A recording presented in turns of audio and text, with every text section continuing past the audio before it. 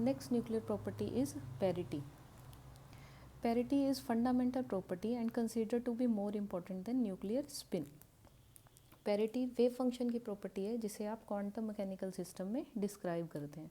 आप देखें कि हम किसके बारे में स्टडी कर रहे हैं, न्यूक्लियस के बारे में स्टडी कर रहे हैं, और न्यूक्लियस में क्या प्रेजेंट है, प्रोटॉन्स एंड न्यूट्रॉन्स जो माइक्रो पार्टिकल्स हैं, और फर्मियोन्स हैं। और फर्मियोन्स की स्पिन कितनी होती है, हाफ इंटीग्रल स्पिन होती है, और फर्मी डायरेक्ट स्टैटिस्टिक्स को फॉलो करते हैं according to quantum mechanics. So nuclear physics को हम क्वांटम मैकेनिक्स के बेसिस पर स्टडी करते हैं, और क्वांटम मैकेनिक्स में पार्टिकल के बिहेवियर को वेव फंक्शन से डिफाइन करते हैं।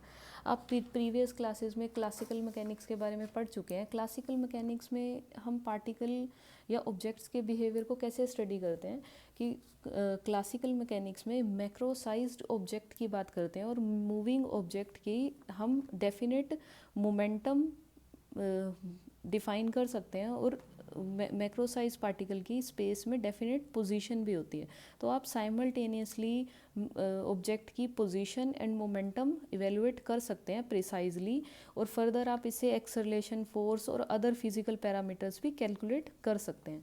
बट यही अगर हम क्वांटम मैकेनिक्स की बात करें तो क्वांटम मैकेनिक्स में हम माइक्रो साइज्ड पार्टिकल की बात करते हैं, यहाँ मैक्रो साइज्ड ऑब्जेक्ट की बात करते हैं, और जो फिजिकल लॉज जो क्लासिकल मैकेनिक्स में वैलिड हैं और मैक्रो साइज्ड ऑब्जेक्ट को कम्प्लीटली एक्सप्लेन कर रहे हैं, यही फिजिकल लॉज जब आप स्मॉलर लेंथ स्केल की तरफ मूव करते हैं तो ये फिजिकल लॉ वहाँ स्मॉलर साइज पार्टिकल्स के बिहेवियर को एक्सप्लेन नहीं कर पाते। तो हम क्वांटम मैकेनिक्स में किन की स्टडी करते हैं, माइक्रो साइज्ड पार्टिकल की स्टडी करते हैं, और उन्हें किस किस बेसिस से एक्सप्लेन करते हैं, हम according to quantum mechanics explain करते हैं। तो माइक्रो साइज पार्टिकल क्या है, इलेक्ट्रॉन, प्रोटॉन्स और एटम के बिहेवियर को हम क्वांटम मैकेनिक्स में एक्सप्लेन करते हैं। और क्वांटम मैकेनिक्स में जिस तरह आप क्लासिकल मैकेनिक्स में ऑब्जेक्ट्स की डेफिनेट पोजीशन और मोमेंटम प्रिसाइजली और साइमल्टेनियसली इवेलुएट कर सकते हैं, क्वांटम मैकेनिक्स में हम ऐसा नहीं कर सकते। और आप यहाँ हाइजेनबर्ग अनसर्टेनिटी प्रिंसिपल के बारे में भी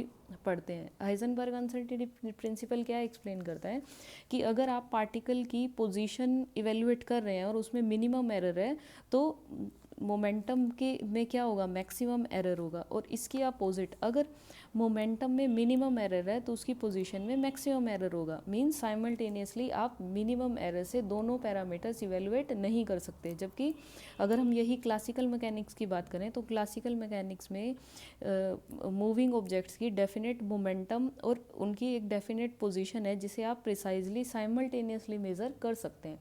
बट क्वांटम मैकेनिक्स में हम स्मॉलर लेंथ स्केल पर माइक्रो साइज पार्टिकल की बात करते हैं और हम डेफिनेट पोजीशन और मोमेंटम इवेलुएट नहीं कर सकते।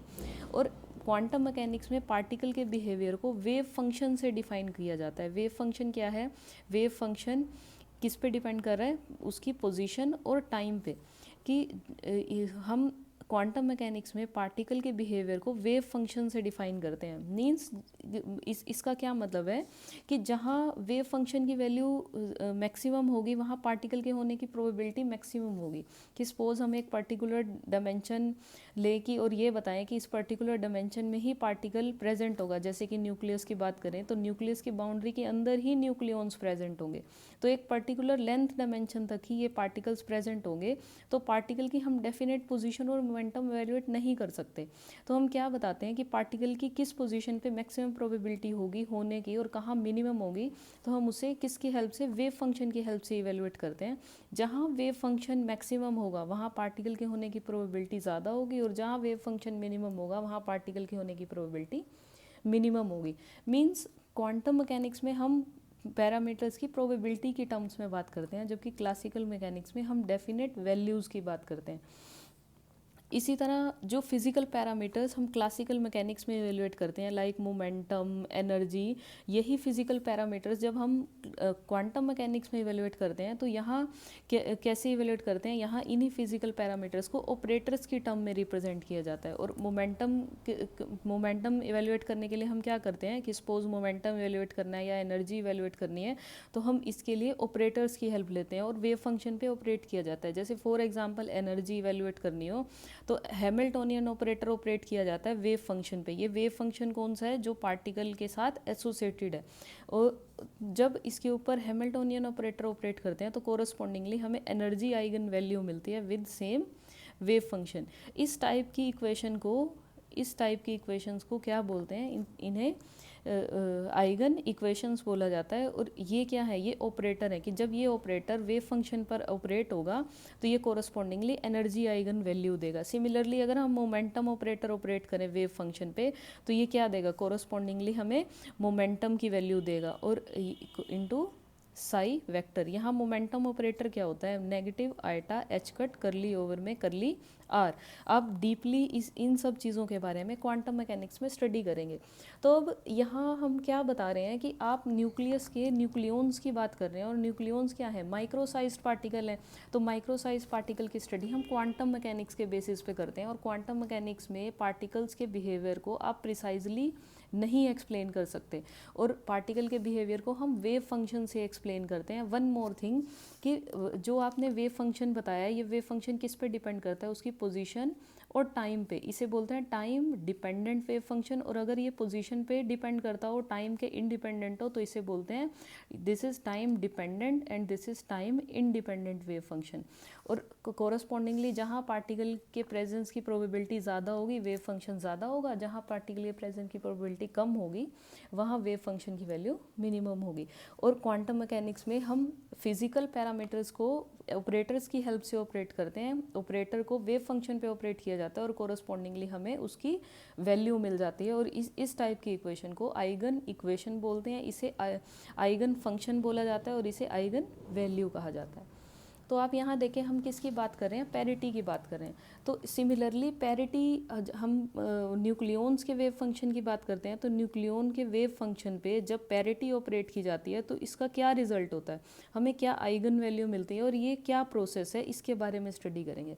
तो फर्स्ट हम कहाँ थे कि न्यूक्लियर फिजिक्स में हम पार्टिकल जो न्यूक्लियॉन्स हैं उनके बिहेवियर को वेव फंक्शन से एक्सप्लेन करते हैं। और वेव फंक्शन क्या है? साई आर टी हो तो ये टाइम डिपेंडेंट वेव फंक्शन है और अगर ये टाइम इंडिपेंडेंट हो तो ये पोजीशन पे डिपेंड करता है, जो स्टेशनरी स्टेट्स को रिप्रेजेंट करता है सिस्टम में। आप देखें पैरिटी का क्या मतलब है। आप ये देखें कि स्पेस इन्वर्जन प्रोसेस क्या होता है। स्पेस इन्वर्जन प्रोसेस ये है कि सपोज आप किसी पार्टिकल की पोजीशन को एक्स वाई जेड से रिप्रेजेंट कर रहे हैं, x y and z space में, और अगर एक्स को माइनस एक्स से रिप्लेस कर दिया जाए, वाई को माइनस वाई से रिप्लेस कर दिया जाए और जेड को माइनस जेड से रिप्लेस कर दिया जाए, तो अब इसके साथ वेव फंक्शन क्या एसोसिएटेड होगा। सपोज ये अगर पोजीशन कोऑर्डिनेट है और wave function psi x comma y comma z associated है, और अगर स्पेस इन्वर्जन प्रोसेस लगाया जाए, स्पेस इन्वर्जन प्रोसेस का मतलब है कि कोऑर्डिनेट्स को एक्स को माइनस एक्स से रिप्लेस करना, वाई को माइनस वाई से, जेड को माइनस जेड से रिप्लेस करना। मीन्स आप देखें कि आप मिरर के सामने खड़े होते हैं तो लेफ्ट हैंडेड सिस्टम राइट दिखता है और राइट हैंडेड सिस्टम लेफ्ट दिखता है। सिमिलरली ये कोऑर्डिनेट्स चेंज करने का मीनिंग भी यही है कि आप कोऑर्डिनेट की मिरर इमेज निकाल रहे हैं। मीन्स लेफ्ट हैंडेड सिस्टम को राइट हैंडेड या राइट हैंडेड को लेफ्ट हैंडेड कर रहे हैं। इसे क्या बोलते हैं? स्पेस इन्वर्जन प्रोसेस बोलते हैं। और ये देखते हैं कि अगर स्पेस इन्वर्जन प्रोसेस ऑपरेट किया जाए तो अब वेव फंक्शन क्या होगा। क्लियर? ये किसे एक्सप्लेन करेगा? पैरिटी को एक्सप्लेन करेगा। आप देखें अब कि अगर स्पेस इन्वर्जन प्रोसेस लगाया जाए कि अगर वेव फंक्शन में पार्टिकल के साथ जो वेव फंक्शन एसोसिएटेड है, जो पोजीशन कोऑर्डिनेट्स पे डिपेंड कर रहा है, तो अगर इस वेव फंक्शन में कोऑर्डिनेट्स को माइनस एक्स माइनस वाई और माइनस जेड से रिप्लेस कर दिया जाए, और ये रिप्लेस करने से अगर आगे negative sign with same wave function आए, तो इस टाइप के वेव फंक्शन को हम इस टाइप के पार्टिकल्स के जो साथ जो वेव फंक्शन एसोसिएटेड है उसकी पैरिटी क्या होगी? ओड पैरिटी होगी। और इसी के कोरस्पॉन्डिंग अगर देखें कि अगर वेव फंक्शन के कोऑर्डिनेट्स पे स्पेस इन्वर्जन प्रोसेस ऑपरेट किया जाए कि x को माइनस एक्स से, माइनस वाई और माइनस जेड से रिप्लेस करें और वेव फंक्शन में कोई चेंज ना आए, तो अब कौन सी पैरिटी होगी? इवन पैरिटी एसोसिएटेड होगी। आप यहाँ देखें कि जैसे अभी पहले भी बताया है कि क्वांटम मैकेनिक्स में हम फिजिकल पैरामीटर्स को ऑपरेटर से एक्सप्लेन करते हैं। तो पैरिटी भी एक ऑपरेटर अगर वेव फंक्शन पे ऑपरेट किया जाए, पार्टिकल के वेव फंक्शन पे, जिसे आइगन वेव फंक्शन बोलते हैं, तो पैरिटी ऑपरेटर ऑपरेट करने से हमें एक आइगन वैल्यू मिलेगी। जैसे कि आपको बताया गया कि H एक ऑपरेटर है, अगर वेव फंक्शन पे ऑपरेट करें तो हमें एनर्जी आइगन वैल्यू मिल जाती है, और इस इक्वेशन को हम क्या बोलते हैं, आइगन इक्वेशन बोलते हैं।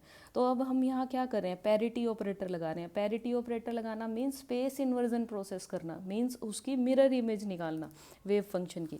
आप अभी आगे देखेंगे कि हमने पैरिटी ऑपरेटर लगाया ही क्यों, मतलब आप क्यों स्टडी कर रहे हैं पैरिटी के बारे में।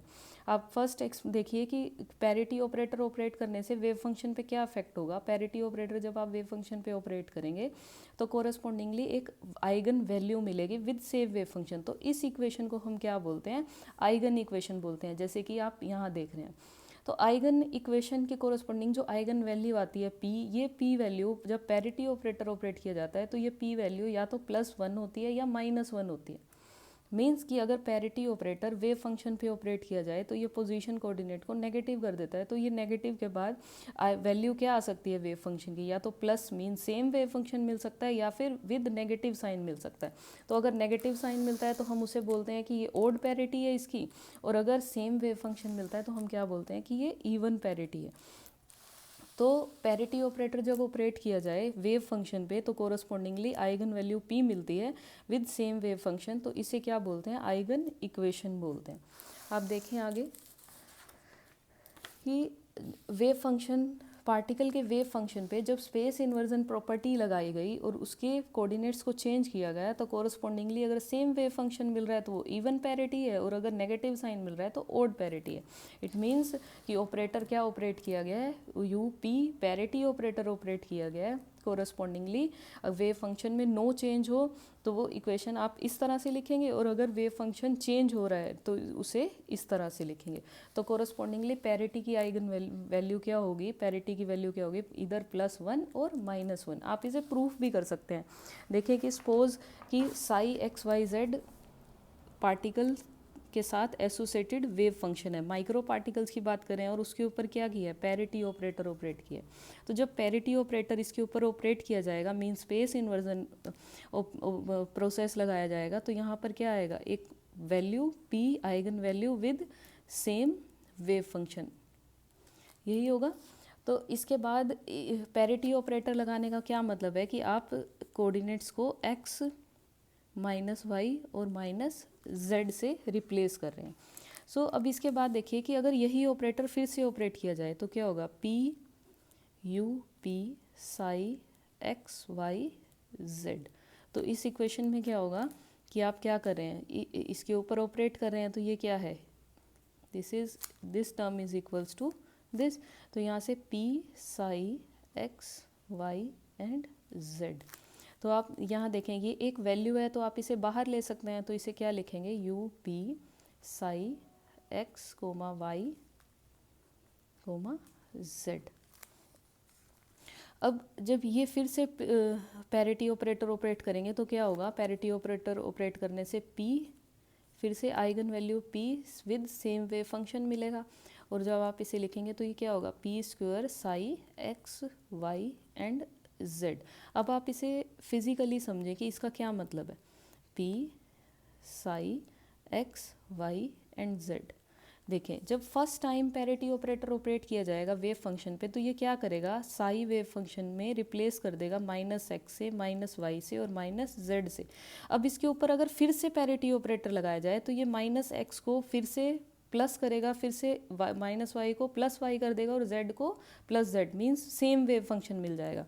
तो आप देखें सपोज इस इक्वेशन को हम इक्वेशन 2 से रिप्रेजेंट कर दें और इस इक्वेशन को 1 से रिप्रेजेंट कर दें, यहाँ UP psi x y and z। Clear. तो आप देखें यहाँ कि यही किया कि जब फर्स्ट पैरिटी ऑपरेटर ऑपरेट करेंगे तो क्या करेगा, ये parity operator space inversion process करेगा, और जब आप फिर से पैरिटी ऑपरेटर ऑपरेट करेंगे तो P² psi x y z आ जाएगा। तो अब देखें कि जब ये ऑपरेटर ऑपरेट फिर से किया जाएगा तो ये इन नेगेटिव साइन को फिर से पॉजिटिव कर देगा, और ये क्या आ जाएगा, यहाँ साई x y z के इक्वल आ जाएगा।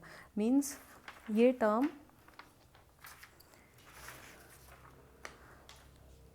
आप जो इवेलुएट कर रहे हैं कि ये टर्म किसकी इक्वल आ जाएगी, यहाँ से ये किसकी इक्वल आ जाएगा, साई x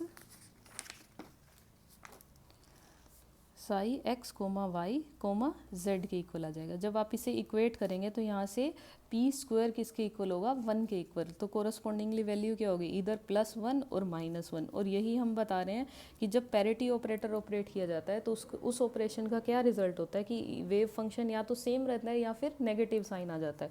अगर वेव फंक्शन सेम हो तो इवन पैरिटी है, और अगर चेंज हो जाए तो नेगेटिव पैरिटी है। तो ये कंसेप्ट है पैरिटी का, कि हम पैरिटी किस पे ऑपरेट करते हैं, वेव फंक्शन पे ऑपरेट करते हैं, और हम ये चेक करते हैं कि मिरर इमेज क्या होगी उस वेव फंक्शन की। तो ये है पैरिटी ऑपरेटर। अब न्यूक्लियस की अगर बात करें तो न्यूक्लियस के केस में पैरिटी को कैसे इवेलुएट करेंगे, पैरिटी आप कैसे बताएंगे कि न्यूक्लियस की क्या पैरिटी होगी। तो न्यूक्लियर फिजिक्स में पैरिटी को किस तरह से निकाला जाता है कि न्यूक्लियर फिजिक्स में पैरिटी को कैसे इवेलुएट करते हैं, corresponding to its azimuthal quantum number से एक्सप्लेन करते हैं कि पार्टिकल किस ऑर्बिटल, उसके पास क्या ऑर्बिटल क्वांटम नंबर है, तो कोरस्पॉन्डिंगली हम पैरिटी इवेलुएट करते हैं। तो पैरिटी किसके इक्वल आ जाएगी, पैरिटी किसकी इक्वल होती है कि -1 L के इक्वल होती है। कि सपोज अगर L आपने कोई न्यूक्लियस कंसीडर किया और उस न्यूक्लियस में एक प्रोटॉन या एक न्यूट्रॉन है, और वो प्रोटॉन या neutron L = 1 means P state में प्रेजेंट है। लाइक अगर मैं प्रोटॉन न्यूट्रॉन की जगह आप इलेक्ट्रॉन कंसीडर करें तो वहाँ S-P-D शेल्स कंसीडर करते हैं। तो अगर P में इलेक्ट्रॉन प्रेजेंट है तो पैरिटी कितनी होगी, -1। इसी तरह S-P-D आप जो P के लिए P के लिए 1 पुट करेंगे तो पैरिटी कितनी आ जाएगी, -1 आ जाएगी। तो कोरस्पॉन्डिंगली जब आप D के लिए इवेलुएट करेंगे, 2 पुट करेंगे तो पैरिटी +1 आ जाएगी। तो आप पैरिटी कैसे इवेलुएट करेंगे, पैरिटी ऑर्बिटल क्वांटम नंबर के बेसिस पे डिफाइन करेंगे कि पैरिटी किसकी इक्वल होगी, जिस ऑर्बिटल में न्यूक्लियन प्रेजेंट होगा। तो कोरस्पॉन्डिंग उसकी पैरिटी उतनी होगी कि या तो वो इवन पैरिटी होगी या ओड पैरिटी होगी। इट मीन्स क्या है कि न्यूक्लियंस किस स्टेट में प्रेजेंट है, कोरस्पॉन्डिंगली उनकी पैरिटी चेंज हो जाती है। आप देखें अगर न्यूक्लियस में मोर देन 1 प्रोटॉन या न्यूट्रॉन प्रेजेंट है तो उस केस में आप पैरिटी कैसे इवेलुएट करेंगे। तो उस केस में पैरिटी कैसे निकालेंगे कि सभी क्वांटम नंबर के corresponding this -1 suppose LA LB LC and so on क्या है, ऑर्बिटल क्वांटम नंबर है किसके साथ एसोसिएटेड, प्रोटॉन और न्यूट्रॉन के साथ। तो पैरिटी किसकी इक्वल आ जाएगी, -1 LA -1 LB -1 LC and so on. तो आप इस तरह से पैरिटी इवेलुएट कर सकते हैं। अगर न्यूक्लियस में इवन नंबर ऑफ प्रोटॉन्स या न्यूट्रॉन्स प्रेजेंट हैं तो उस न्यूक्लियस की पैरिटी क्या होगी, इवन होगी। और अगर उसमें ओड नंबर ऑफ प्रोटॉन्स और न्यूट्रॉन्स प्रेजेंट है तो पैरिटी क्या आ जाएगी, ओड पैरिटी आ जाएगी। तो ये क्या है कि आप पैरिटी किसके बेसिस पे निकाल रहे हैं कि न्यूक्लियंस किस ऑर्बिटल में प्रेजेंट हैं, उसके कोरस्पॉन्डिंग आप पैरिटी निकाल सकते हैं।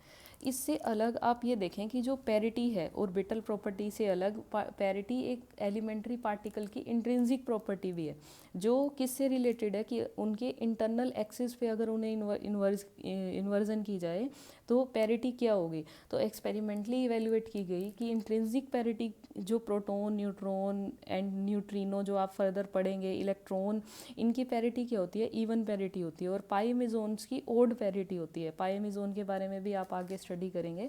तो यहाँ से क्या देखें, ये कौन सी पैरिटी है, ये इंट्रिंसिक पैरिटी है। जबकि इससे ऊपर जो आपने ये इवेल्युएट की, ये कौन सी पैरिटी है कि न्यूक्लियंस किस ऑर्बिटल में प्रेजेंट है, उसके कोरस्पॉन्डिंग उनकी क्या पैरिटी होगी। तो अब यहाँ से आप ये देखें कि पैरिटी का क्या क्या इम्पोर्टेंस है पैरिटी की।